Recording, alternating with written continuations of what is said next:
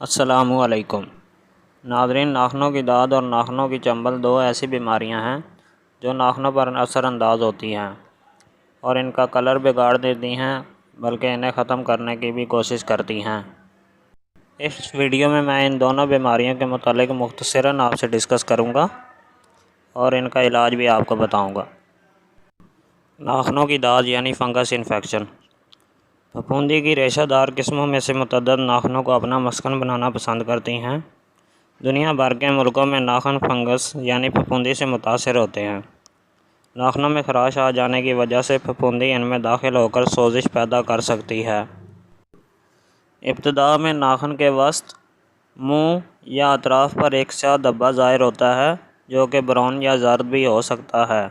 یہ دھبا ناخن کی جڑ کی طرف بڑھنے لگتا ہے۔ اس عمل کے دوران ناخن موٹا ہو جاتا ہے، نرم پڑنے لگتا ہے اور بالآخر پورا ناخن ختم ہو جاتا ہے۔ ناخنوں کی چنبل۔ چنبل ایک عام جلدی بیماری ہے جو جسم کے اکثر حصوں کو اپنی لپیٹ میں لے لیتی ہے۔ 25% مریضوں میں بیماری ناخنوں پر بھی اثر انداز ہوتی ہے۔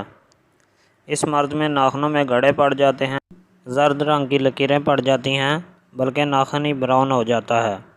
ایک وقت میں کئی ناخن متاثر ہو سکتے ہیں۔